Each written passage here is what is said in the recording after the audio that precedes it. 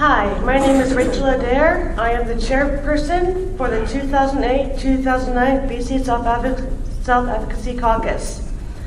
It is my great pleasure to introduce Paul Young. Paul Young is an internationally recognized keynote and motivational speaker.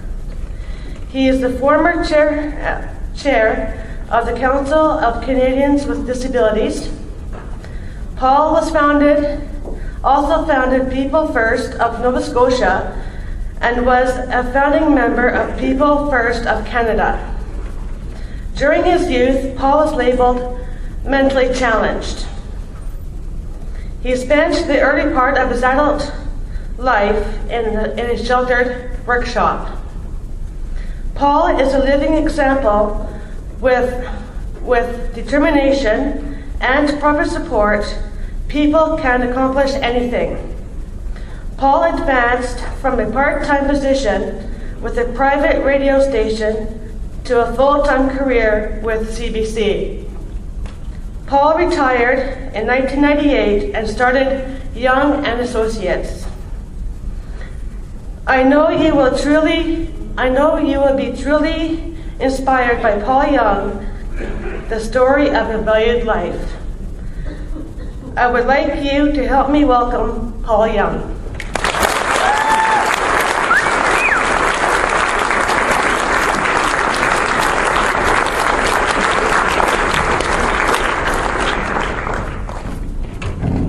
Good afternoon. Hi. Good afternoon, Paul. And I'd like to welcome those who call themselves advocates and those who really have been devalued and put down in life. Because I will tell you my story. And what I'd like you to do for me is putting the pieces together. And I want you to help to identify the pieces that put my life together so someone can say that I had a valiant life. It all began 65 years ago in a small town on Cape Breton Island in Nova Scotia. North Sydney is its name, and if anybody had the opportunity or the privilege of traveling to Newfoundland by car, you'll know exactly where it is because that's where you get the ferry to Newfoundland and Labrador. Now I have province, by the way. No longer is it poor, and no longer can we tell poor Newfie jokes. Because the jokes are on us now. Anyway, I was born in 1944, and I was not supposed to live past 4 years of age. I couldn't dress myself completely until I was 21 years of age, when I learned how to tie a pair of shoes. I took seizures up until I was 11 years of age on my left side. My father and my mother and my family members and others that knew me at the time thought I could never do anything. This is a slide of me standing in front of my mother's convenience store in the front street on North Sydney, Nova Scotia. And the reason I show this slide is not because I'm cute, but because, as I said, someone had to dress me. Someone had to dress me, and it was probably my mother or my sister that did that. I'm standing there all dressed up. It's probably a Sunday, maybe even Easter Sunday, I suspect. And when I was 9 years of age. My parents, particularly my father, told me that I was different, that I couldn't keep up with other people, that I would never be able to do anything, and that I was handicapped. Well, I didn't quite understand what that was about until years later. In 1961, the family decided to sell their whole, the building and business that we had in North Sydney and move to my grandfather's homestead in Sydney, the big city of Sydney where I now live. And my mother was worried about my education. You see, in North Sydney, I went to many schools, couldn't do very well, and except for 1 year, which I'll share in a little while. But when I walked into the school on Argyle Street in Sydney, that's when I learned who I was. And excuse me, ladies and gentlemen, but it is the year, and it is about history. And I was labeled, and I knew when I walked into that classroom in the basement, there's a door and a little garbage can, and that's where we entered the school. And I learned that I was retarded. And people in my neighborhood knew that because I went to school on a bus.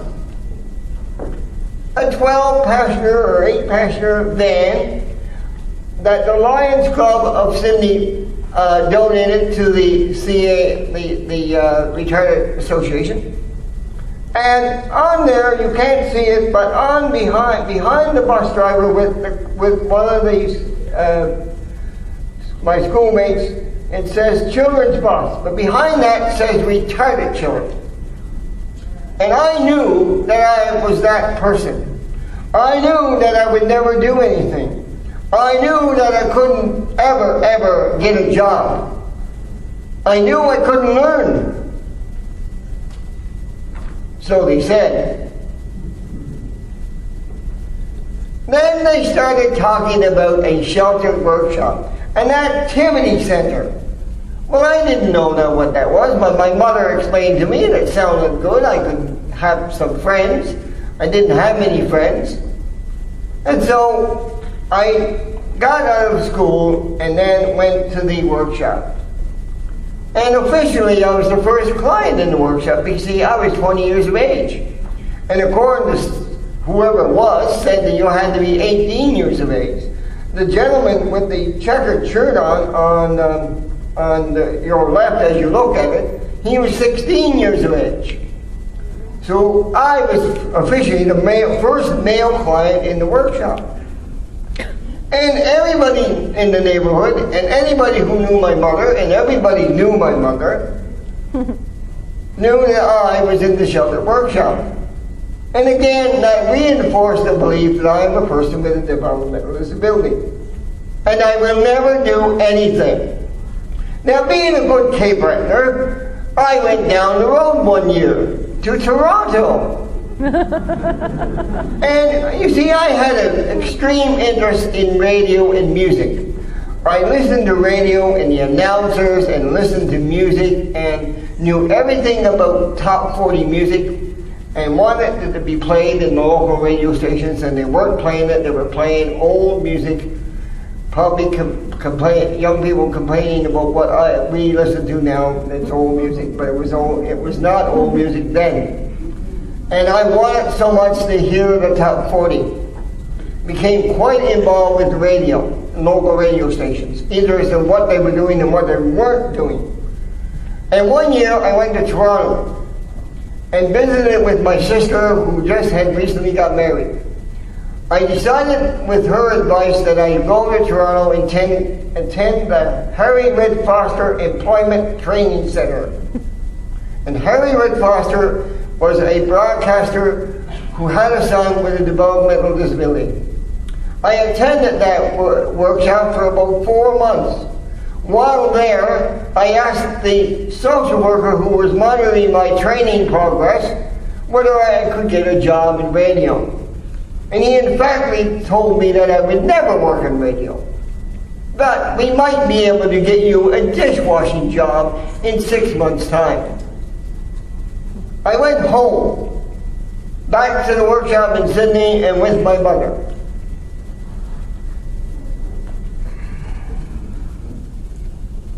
Excuse me, sorry, go to the next one. A sheltered workshop for mental retardeds in the area has been established here by Sydney Kinsman Club. The sponsoring club, working in conjunction with the local branch of the Canadian Association for Retarded Children, has made provision for the training and useful employment of this group of young people in rooms over McKnight's music store. The newly formed class is shown at work under the direction of William McManus, supervisor of the workshop known as the Kinsman Activity Center. Remember the word, you used the word retarded, did you not? Remember that word, please. Now what do we do as people with developmental disabilities, particularly my age of people with developmental disabilities, what do we do? Well, we go bowling, we go swimming, and we go camping. Aren't we wonderful?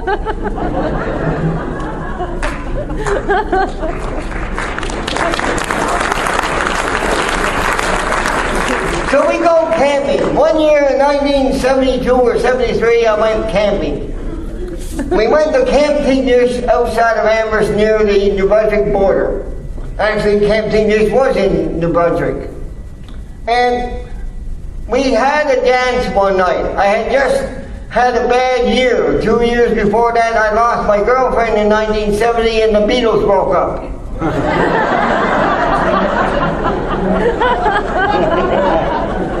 And it was a bad time for me. And I went to camp and I danced with a young counselor and she was some good looking. And I had a wonderful dance, and in the middle of the dance she said to the other female counselor, "Isn't this fun? It's almost like a real dance." A real dance. Keep that in mind while you think about what I'm talking about. And I didn't see anything different about it. The music was the same that you would hear in any other dance that I knew about at the time. Mind you, I didn't go to a dance, a so-called normal dance until I was 32 years of age. This is when I was, 23 or something, when I went there. No, anyway, whatever age, 28, sorry. Anyway, there I was in Camp Tignish. Now, the counselor at the social worker at the workshop in Toronto, the counselor at the camp, all saw me as not real. A child. I have some aunts that are in their 80s. And they still look at me, although other people think I'm wonderful or successful, I should say. They don't see that. They see Paul, the little boy who lost his dear mother. My mother died 1976 on Christmas Eve. Next. Now, I do a lot of work in community colleges, teaching in human services. And one year I was lecturing to the class, and I was trying to describe my life, my sheltered life, living with my mother and father, going to bed at 9 o'clock, which I do now, by the way, because I'm now old. Except when I come to BC and I have to stay up later so I can get used to the time and wake up at the right time in BC. And have a couple of glasses of wine, then I'm different. So, I came up with a theory that I lived or I was in a cocoon. I was in a cocoon of impossibility where I would never do any of what I'm about to tell you. I'd never have a job, never get married, never be loved, so on and so forth, which you can see there. And then I started, when I came back from Toronto, I had gotten acquainted with a gentleman who was a local radio announcer in Sydney. And when I came back, I started talking to him again. And you can go to the next slide. Oh, that's fine, just stay there. I forgot where I was. Anyway, one year in North Sydney, before I tell you about the gentleman in radio, 1 year in North Sydney, I had a good year in school. It was 1958, I think, 58, 59. I was 14 years of age. My mother put me in with a teacher, grade 1 teacher, and she taught me grade 1, and the next year she was teaching me grade 2. And late in the semester, a young teacher from a college in Nova Scotia came for job experience. I met her, we had a wonderful week together. She was very good to me. I got my spellings right that week, and I did everything well that week. I said goodbye to her thinking I would never see her again. The next fall I walked into the grade 3 class, I graded into grade 3, and there was teacher Peggy. Now, she taught me, she kept me after school, she gave me homework, and I didn't know until years later that my mother and her were in constant communication with each other all through that semester. And I graded that year. I went from 3 to 4. And the next year I got a nun, a sister, and back down I go again. And I had to sit back because I was tall, wasn't allowed up front, and blah, blah, blah. So I didn't do very well, and I didn't really do anything better than that in grade 3. And it's because of Peggy. And I was going to a conference. I was president of the People First of Canada at the time, or past president, I can't remember which. And we were heading to Seattle to an IASIC conference. And I think it was one of the first times I ever heard from South Africans. And we went there and I gave a presentation. And when I went there, I got on the plane in Sydney and bumped into a person from my hometown in North Sydney. We got chatting and she knew who Peggy was. And she reintroduced Peggy and I traveled to Florida, and there we are meeting in Tampa Airport with her husband Bill.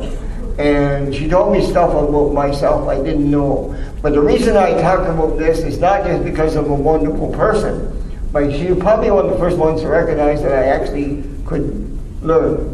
Because they told me over and over again, including my father, that I couldn't learn. I wasn't going to learn. Yet I knew every hockey player in the National Hockey League. I knew every program on television. And I knew every song on the top 40, but I couldn't learn.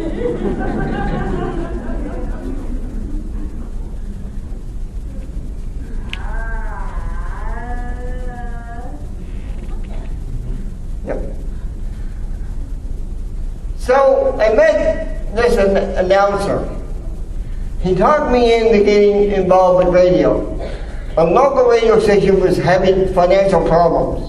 He told me who the guy was that owned it. It happened to be a doctor I was going to for my nose. I was having nosebleeds.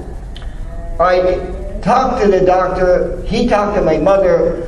I got a job at CHER Radio in Sydney not 6 months after the guy in Toronto told me I never would. But the expectations of me coming to the radio station were tremendous.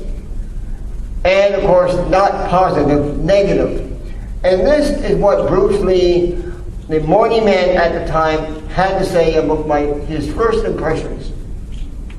The first time I saw Paul, he didn't walk, he shuffled. He literally carried his head low, between his shoulders. No eye contact, like the world around him wasn't there. Today, Paul is a totally different person. His head is held high, and there's a sparkle in his eyes that I only saw a glimpse of in those days at CHER.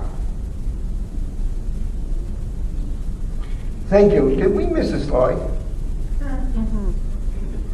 That's, I thought, okay. Sorry about that. Anyway, that was Bruce's thoughts about me. And I didn't remember that. And Walter, who I'm going to introduce to you now, told me another story similar to that. But first of all, this is a guy who's just a radio announcer in Sydney doing remotes, doing live broadcasts from the shopping mall. And I met him and he advised me to go see this doctor, and I did as I told you. And I got into radio. I didn't do very well because I was supposed to be the record librarian and catalog things, and I won't get into too many details, but my alphabet understanding was not great. I knew A, B, C, D, and E, F, but I didn't know if you had the same name, what, if they have the same letter and the same name, what came after. So I got all screwed up. I didn't do a good job. They hired somebody else, and I hung on because I was only getting $25 a week and a pension besides. So then we met Mr. Walter Pretty, and he changed my life forever. I went to CBC to see what the CBC looked like because we're going to build a new radio station studio for the radio station I was at. He took me, I went to a tour, met Walter, and Walter invited me to come and learn how to become an audio technician, and that's what I did. Next.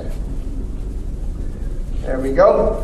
Now, things started to change for me. Here I am in Master Control Radio in Sydney, Nova Scotia, learning how to thread a tape around a reel-to-reel tape machine, which they don't use anymore, and those who would admit that they're old enough to remember know what I'm talking about. Those who don't, too bad, you missed it. So, Walter, including Bruce Lee before him, talked me into things. First, Bruce Lee said, I want you to record your voice on the tape and wish people Merry Christmas. I argued with the man for a couple of minutes. I'm not doing that, Bruce, and of course, he talked me into it. Walter comes to me one day and says, I'm going to get you a job at CBC, and I argued with him, and you're not going to get me a job at CBC, Walter, because I can't do what you want me to do, and I don't have education enough to understand what electronics is about. Anyway, he gets me signed up. I become an audio technician at CBC in 1980, and this is while I'm training at CBC, and this is afterwards, but when I was training at the CBC, I had to learn how to thread a tape machine. And it took me 5 minutes to do that.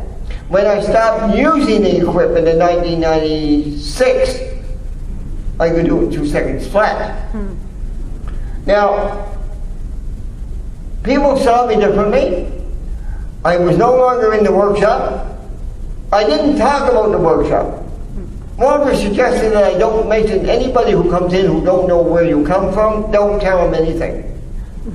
Just do your job, don't tell them nothing. And when that happened, I started accomplishing like threading tape. I started recording news reports that went to the world at 6 or the world at 8 or the world period on radio.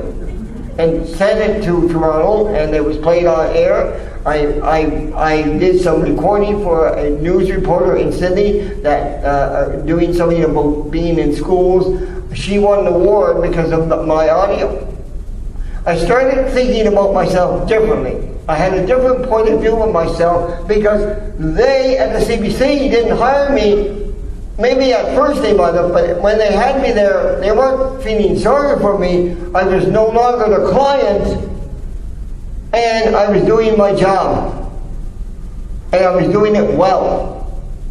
I would make mistakes, yes, but I was overall doing my job well. They started seeing me differently. I started looking at myself differently. Hey, I can do something. I am not the client anymore. I don't have to excuse myself for being a client. I am a radio technician. I'm a broadcaster. Next.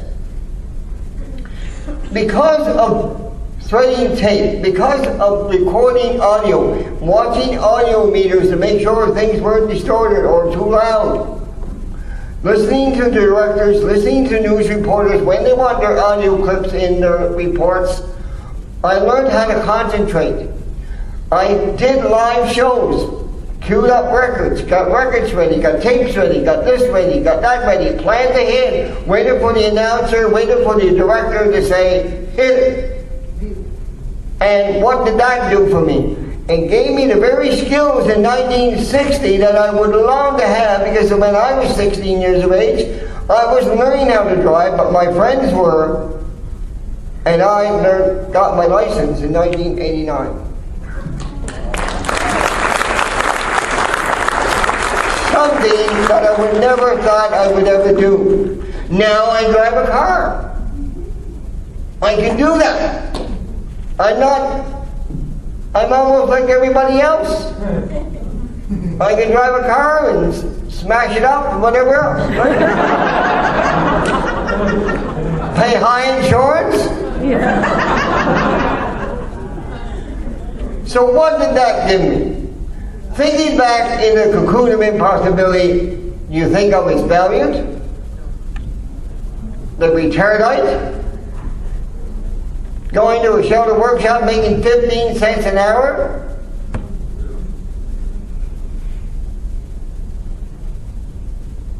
What happened? I developed new skills and had a positive image. Most people at the radio station didn't know I came from a shelter workshop. The people at CHR did, but they changed their mind when I came up with a promotional contest that everybody thought was wonderful. And then when I got to CBC and learned how to record audio, they started seeing me differently. They had more positive image of me. And more importantly, I had the power to injure myself. Changing minds, including my own. Gaining access to the good things in life, such as driving a car, buying a home, getting married. Whatever else the good things in life bring, I have done that. Not because the cocoon of impossibility said I could, because it didn't say I could. Not because people were feeling sorry for me and trying to protect me. But people like Walter who said, Paul, you can do this, and you're going to do it, Paul. And Paul, you don't have any audio on the tape, Paul. Why don't you have audio on tape? I don't know, Walter, I don't know. Think about it, Paul. Where do you have audio in your console? And now where do you have? Why don't you have it on your tape machine? Flip a switch, and there it is. I had to figure it out. But I was willing to sit back and say, Walter, you do it. I'm a wonderful client. I'm a wonderful client. Am I on? Yeah. No, not on. Now I am. Yes, you are. I'm a wonderful client. But when Walter challenged me to do something, I did it. And that changed my mind about who I was. You remember the cocoon of impossibility and the shadow in that? Holding its head down, and someone like Bruce Lee saying that I shuffled and wouldn't look him in the eye until I mentioned a piece of music, and then I looked him straight in the eye, told him what the song was, when it was on the chart, and how high it went on the chart. He saw someone different. And then when that happened, I saw myself differently.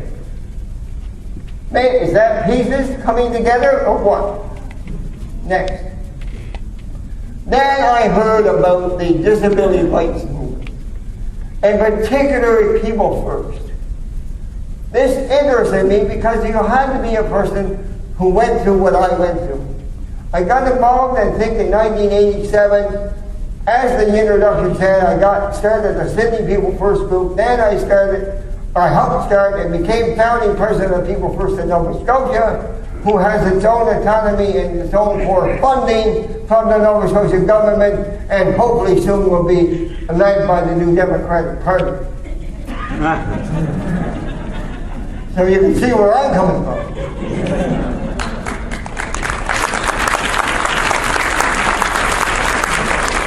One year, I get a phone call from the advisor at the time, Vicki Clark. And Vicki says, the government, HRDC, want to have a conference call with us tomorrow, and she didn't know exactly what it was about. We got on the phone. They wanted 5 nominations from 5 different organizations of disability, and what they were going to do was select some people to go with the Prime Minister of Canada at the time, John Chrétien, to New York to witness him receive the Roosevelt Award for country that dealt with disabilities. Now, some of us at the council engaged with disabilities, and some of us in People First thought that was quite bizarre because they were cutting back on funding, cutting back on everything, but yet we were getting an award. Anyway, could you read that headline, please? City man to attend UN ceremony.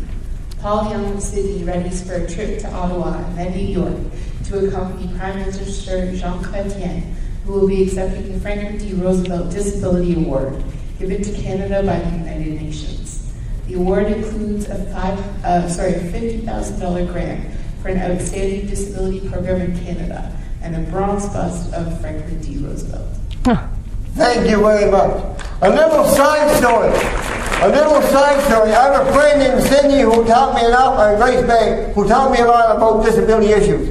He was at COBO, and then now it's called Council of Canadians with Disabilities. And he invited us out Christmas, this past Christmas. And he said to me, come here, I want to show you something. And there was a news article about the Mr. Fowler, the diplomat who was kidnapped. And as they were showing an audio file of Mr. Fowler in the United Nations, there was a back of a head, somebody's head was there. And my friend Ron looked at it, and then the guy turned around, and it was me. From an audio clip back in '98, that was just last Christmas. Anyway. So, but the point of this article is that it was on the front page of the Cape Breton Post. Front page. The one about the retardites and the shelter workshop was on about the third or fourth page. And it said, retardites. This says, Sydney man. I'm a man, imagine that. I couldn't imagine it. I thought it was a retardite. Next. And of course, everybody knows what People First and South Advocates want. And community want. They want to shut down institutions. Well, what I didn't tell you is that 5 of us in my family had disabilities. 2 were blind, 3 had cerebral palsy, and my youngest brother had cerebral palsy and was instant visually impaired. My brother, Tony, has a significant disability and needs a lot of support. So he was in an institution down in the Annapolis Valley, and in 2001, my greatest advocacy of all time, my brother came home to live in Cape Breton. And there he is in the institution. Next. Now there he is in community. Now, that's a whole other story. I can do a whole other workshop on what some people call community, but we won't go there. Next. We are so ruled by what people tell us we must be that we have forgotten who we are. I was told I was mentally handicapped and intellectually challenged. I've been labeled everything that I can think of in my life, but what they forgot is that I am Paul Young. Thank you. Now, in 2005, I believe, and I'm embarrassed about this, I better do my homework better. Anne Frank, there was a tribute to Anne Frank for 60 years, I think, of her death, or freedom, I can't remember which, I apologize. But anyway, they selected me to be so-called poster boy for the history of human rights in Nova Scotia. And the reason they selected that because of that quote, which was just read. The environment, the cocoon of impossibility, the system that supposed to support us keeps stereotyping us, keeps putting us in the cocoon of impossibility. Until you have control of your life and know who you are, you're still going to be in that environment. Next. Now, I do a lot of work in community colleges. I think I said that. And I travel around Nova Scotia and PEI to lecture at community colleges. And these two particular one particular person in this picture here with the mustache and goatee, and him and another colleague of mine recommended that, or nominated me to get this honorary diploma. Can you read that? This honorary diploma is the highest recognition NSCC is able to bestow, and it is given to worthy leaders that through their own innovation and commitment contribute to the quality of life of Nova Scotia, and in essence exemplify the values of Nova Scotia Community College. Thank you. It was wonderful honor. I would never have ever imagined that in 1958 when I was so interested in that young teacher that I would be ever to be an instructor or even a teacher. Someone told me not long ago, and I knew that I heard it before, but not that often, that I am a teacher who couldn't learn, who couldn't be taught. Now they tell me I'm a teacher. It's wonderful. Thank you. Next. Now, everybody got their version of inclusion. I sat at a meeting one time, and I won't say where, and I won't say who with. But it was about inclusion. And we spent all day talking about what they thought inclusion was. And I think it's this. I am there at the college in Port Hawkesbury, Nova Scotia, not in Sydney, Nova Scotia, by the way, in Port Hawkesbury, Nova Scotia, which is on the end of Cape Breton Island, near the Canso Causeway, to receive this honorary diploma. Now these people are here not because I have a problem dressing myself, not because I can't learn, not because I take seizures, not because I can't dress myself. They're there because they know me for my talent, my skills. Walter is on the far right, as you look at it. John, my friend John, and some of you know him, John Cox, is there because he introduced me to people first and know that I'm a leader of people first. In the front is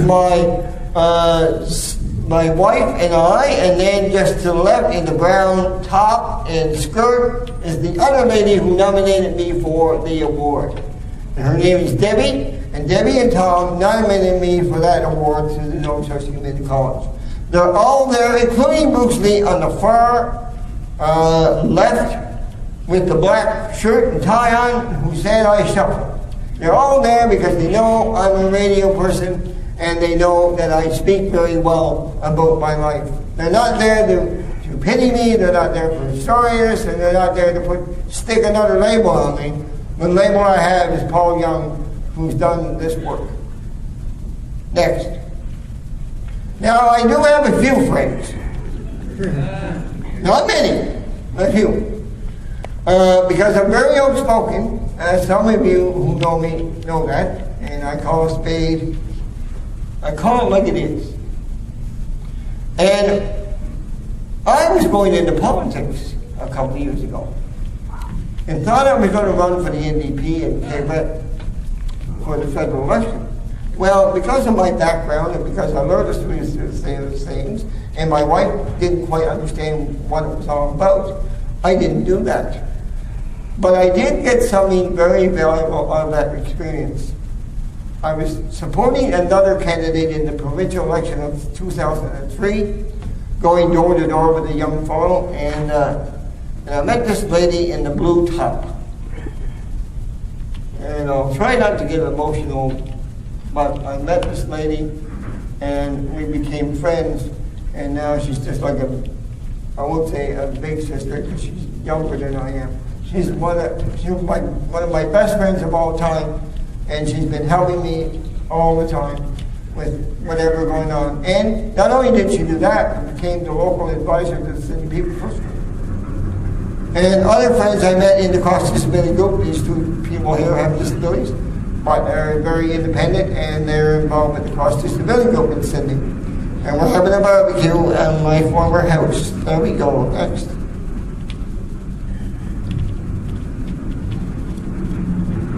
Now, my brother Raymond and I, Raymond is the youngest, and he's there in the red shirt. He's a person with visually impaired and cerebral palsy, but he did run a business for the C90 and remembers everything that happened 40 years ago like it was today.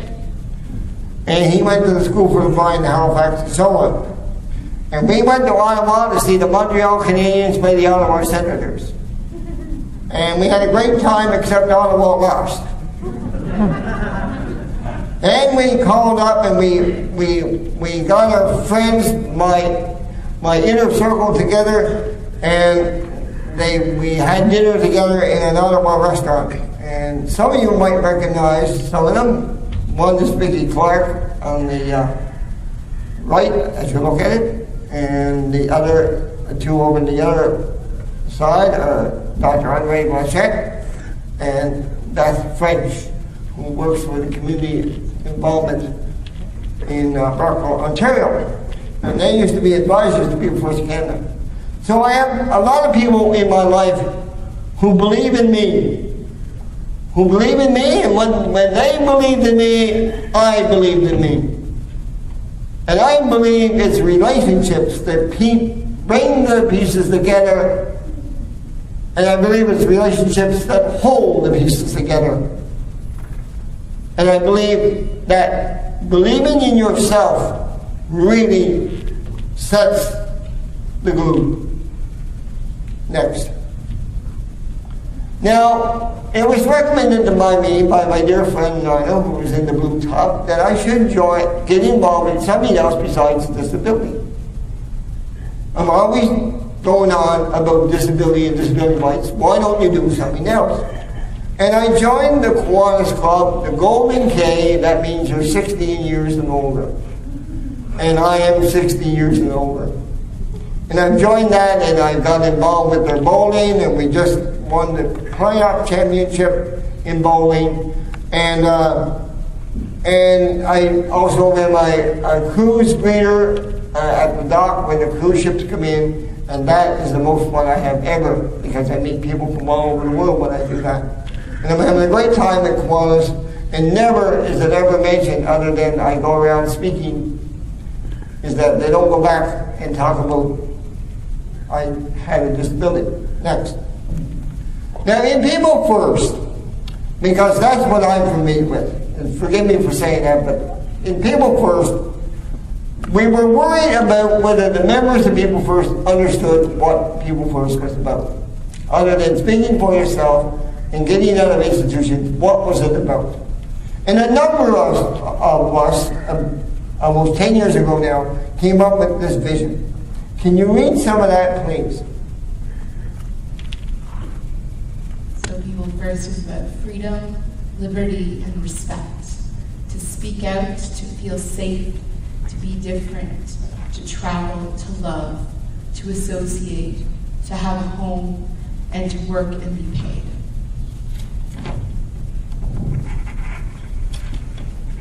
Thank you. Now, the purpose of this was for us leaders who have made it up the mountaintop to come down and tell the other people in the circle where the heart is about what can happen when you get to the mountaintop. Some of us have done that. Some of us are trying to do that. But for me, all these boundaries, those bricks and rocks and going up that hill, they're trying to break up the pieces. They're not allowing the pieces to come together. And we believe that we should have the right to be on that mountaintop. And I guess there's one word I didn't use that holds the pieces together and makes it known that I believe in myself, is that the respect I have for my friends and the respect I have for myself help me get to the top. Is it easy on the top? No. But it's a lot better than being locked away in an institution with a label. Next. Now, this is sort of before and after. So, either at question time, and we probably leave it for questions. So I have the question for you besides, what are the pieces? What is the difference between the little boy, the client, and, well, I didn't write this, but a friend of mine wrote this, the professional.